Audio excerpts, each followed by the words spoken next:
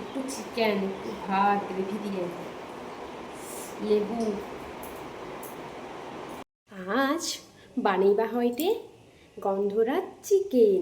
দেখো আমি এখানে চিকেন নিচ্ছি আর একটা গন্ধরাজ লেবু নিচ্ছি। চিকেন তো অনেক খাইছি, কিন্তু যার নামের ভিতরে এই গন্ধ যোগ আছে এরকম চিকেন কিন্তু আগে খাইনি। আজকে এমন এক চিকেন বানাইবা গন্ধরাজ চিকেন, যেটা পাশের ঘরের লোক ভাববে এর ঘরে আজ মনে হয়টে দারুণ কিছু একটা রেসিপি হয়টে। চলো তাইলে রান্নাটা শুরু করি। প্রথমে চিকেনটা দেখো ভালো করে ধুই করি আমি জল ঝরাই লিছি। এবারে লিলিছি হয়তো একটা জামে চিকেন গা দি করি সুন্দর করে মাখেইবা। চিকেনটা মাখাইবার জন্য লিচি হয়টে আমি এখানে 2 চামচ নুন আর দিবা হয়টে টক দই। আমি এখানে 100 গ্রাম টক দই দিচ্ছি, আমুলের টক দই লিছি। এবারে পরিমাণ মতো হলুদ দিবা হয়টে, 2 চামচ রসুন বাটা, 3 চামচ আদা বাটা আর দিবা হয়টে লেবু। মেন উপকরণ হয়টে লেবু। এখানে লেবু ছাড়া তো গন্ধরাজ চিকেন হবেই নি।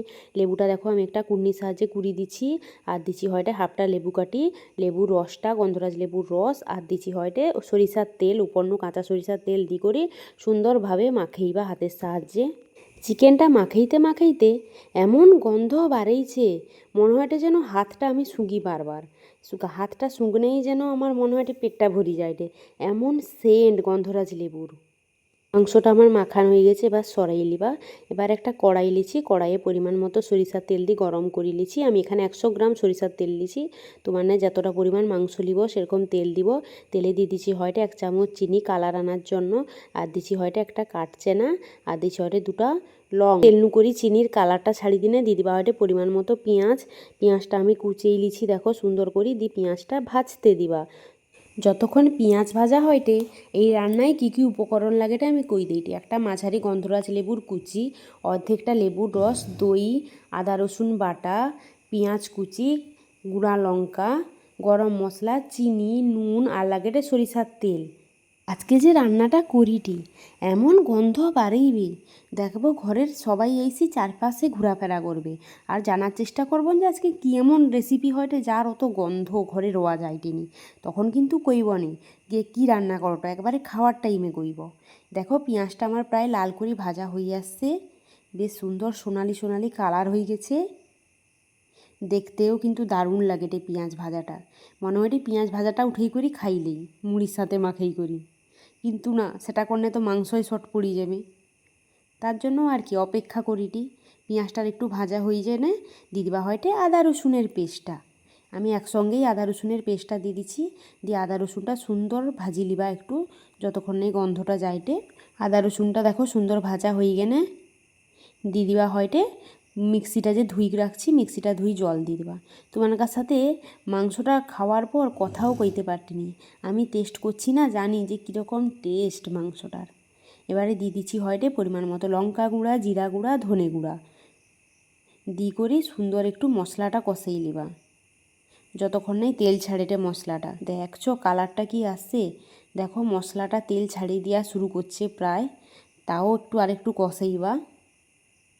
মশলা কষাইবার সময় কিন্তু সব সময় ধৈর্য ধরবো, একবারে এদিক সেদিক কড়াইনু মানে সরবনি নাই তো কিন্তু মশলা চুই যাবে, নিচে লাগিয়ে যাবে। দেখো মশলাটা নু তেল ছাড়িয়ে দিচ্ছে সুন্দর। এবারে দিয়ে দিবা হয়টে মাখিয়ে রাখছি যে মাংসটা, সে মাংসটা দিয়ে করে সুন্দর লাড়ি লিবা খুন্তির সাহায্যে। আর দিবা হয়টে কী কও তো আলু।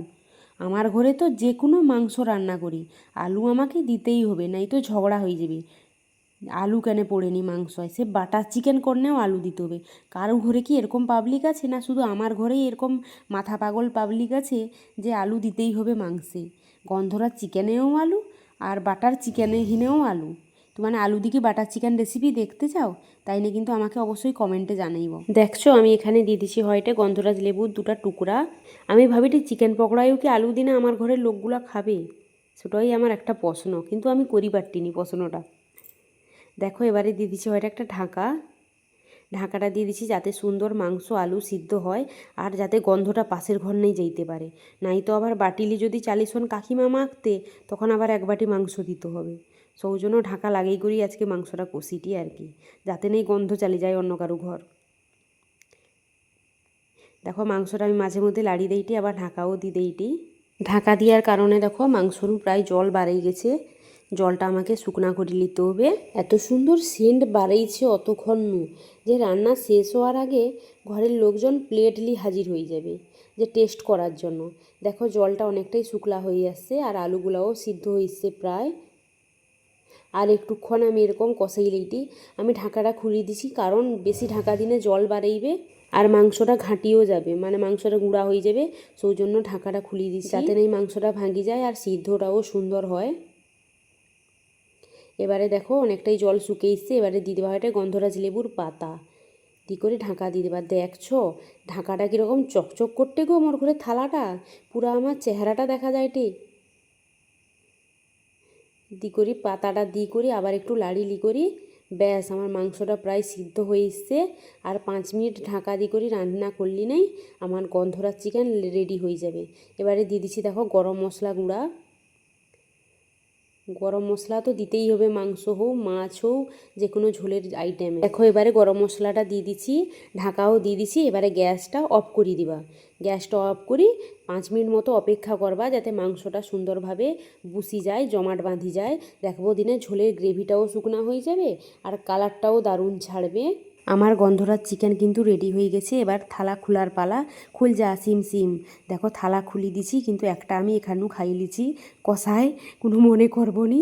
থালা খোলার আগেই দেখছো কি কালার আসছে আর কি টেক্সচার আসছে, পুরা ক্রিমি। এই রেসিপিটা ভাত রুটি পোলাও সবার সঙ্গে অসাধারণ লাগবে খাইতে। আমি এখানে ভাতের সঙ্গে খাইটি আজকে।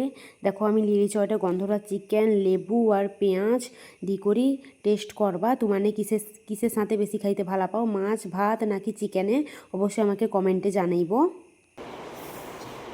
একটু চিকেন একটু ভাত গ্রেভি দিয়ে, লেবু পেঁয়াজ,